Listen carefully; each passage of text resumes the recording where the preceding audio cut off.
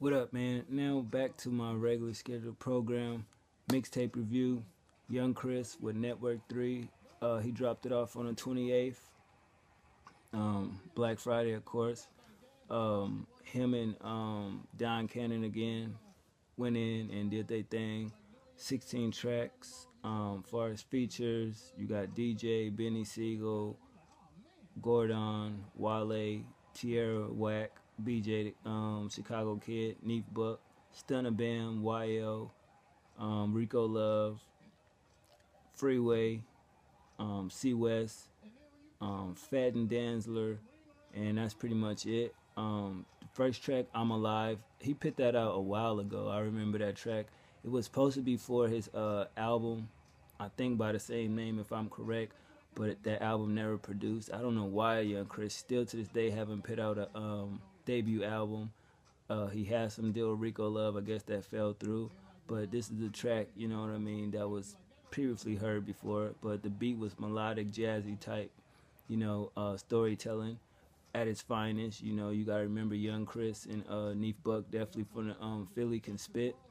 His flow is steady, some deep lyrics. The hook was real, basically just telling people I'm alive, I'm still here. And people, basically said he wasn't gonna be around. People forgot about him, so he definitely on this mixtape showed and proved why he's still here and why he's still a problem.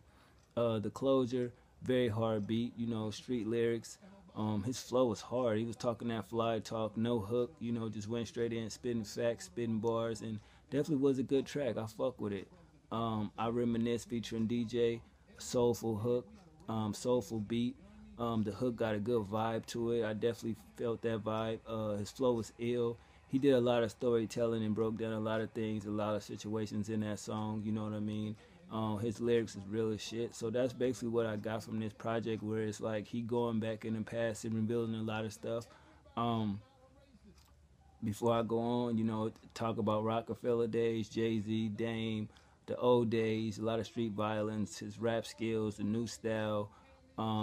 Better production is on this mixtape, I will say that. So that's basically what you get. Never Die featuring Benny Siegel, a classic song. They get 3 checks. They do the back and forth, with the dramatic beat, the soulful hook. I love the background vocals. It was just an awesome track, and it's good to hear Beans back doing what he's doing. A lot of people forgot how good he spit, and they definitely showed that on this record. I fuck with that record. Benny Siegel and Gordon on the hook.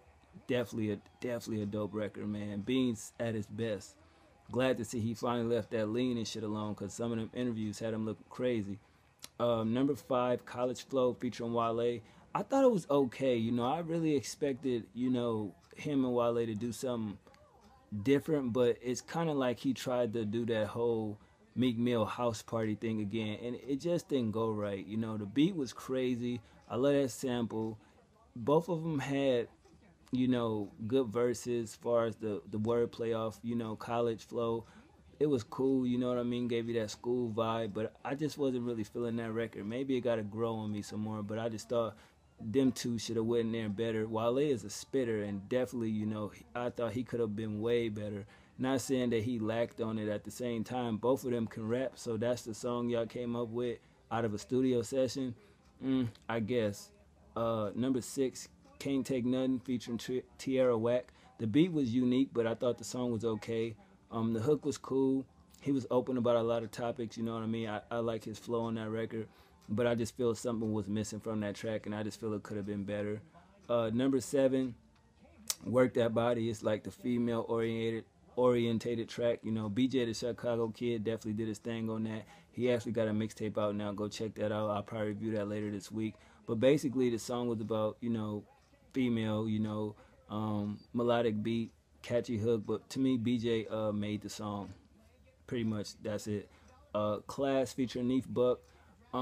They still have that bond, but I didn't get why Neef Buck didn't have a verse. He had a hook, and I thought that was very strange to me. Like, why would he just want to be on the hook? I don't get why he didn't have a verse, because a lot of people debate who's better between Young Chris and Neef Buck, and I'm going to say Neef definitely is better at rapping than Young Chris is, and I think he has more projects out than Young Chris. I'm not sure, but Neef Buck is working on Forever Do Me 7, which should drop sometime next year, so I'm looking forward to that. but the song was cool. I just mad that Neef didn't get a verse. I thought that was pretty crazy. What's Important featuring Stunna Bam and YO get 3 checks, man.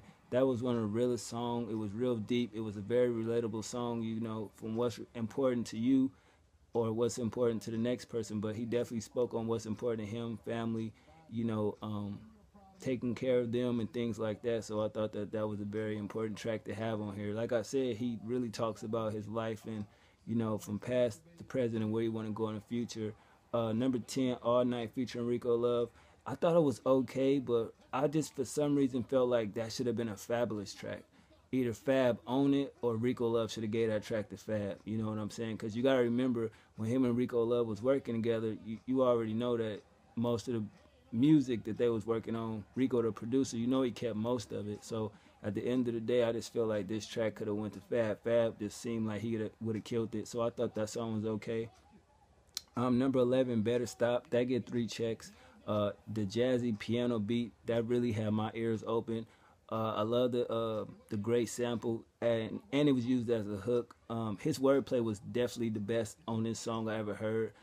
His lyrics was hard, and his flow was matched well with his lyrics with the sample, so I definitely feel he did his thing.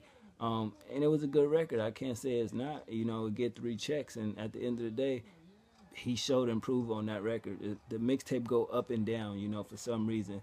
Number 12, You Go Girl featuring Gordon. It's a female song. You got excerpts throughout the song, which I think is from Martin, either a stand-up comedy that he did. It was a good track. I won't even say that. You know, it wasn't. Everything about it was dope. Alluring lyrics, his slow flow, a very soulful hook, mellow beat. You know, it's just giving praise to a female and just letting her know that she the shit. 13, Money Rules. The background instrumentals was fucking crazy. I love the beat. His flow was that slow flow where he just rapping like he talking. Great wordplay, you know. He definitely stepped it up on this song. Deep lyrics, you know. He said a lot of introspective stuff. Made raps to where it makes you think and not just dumb down shit. And the hook was dope, so I fuck with it. Murder Them featuring Freeway get 3 checks. That shit was crazy as fuck. They both did their thing on it. The sample was ill. Both their lyrics was ill. Freeway never sounded better. You know, the beat was hard. Crazy, crazy lyrics. The song was off the hook. You know what I mean? The hook was okay, though. I'm not going to front. But it's definitely dope as shit, man. Number 15, Network 3, the movie featuring C West. It was okay. I just feel like it should have been an outro. You know what I'm saying? I just felt like that was a good way to end the mixtape. But the last track, Lights Out, featuring Fatine Danzler, crazy soulful hook, street lyrics. That sample was fucking phenomenal. Crazy beat. His flow was cool as hell. You know, I will say he did his thing. I didn't listen to his last mixtape, Gunna Season, because I just felt like it was too many tracks, man. Like 20-something joints. It's like, damn, because he's not the strongest rapper from Philly, but he definitely showed his ass on this one. Out of Network 1, 2, and 3, I would say part 1 and 3 is my favorite. Part 2 was okay. You know what I'm saying? But I definitely feel 1 and 3 is my favorite. I gave it a 7.5 out of 10. I like 12 out of 16 records. Production definitely gets an 8.5 out of 10. He has some great beats. I just feel like he should have focused more on his flows, more on his writing, and definitely talk about things that I think the fans want to hear. He did a little bit in here, but I just felt he could have gave a little more. So definitely shout out to Young Chris, and hopefully we'll see a debut album in 2015. If y'all haven't heard it, check it out. If you heard it, let me know what you think about it. And that's it for me. I'll holler at y'all tomorrow, man. Good night.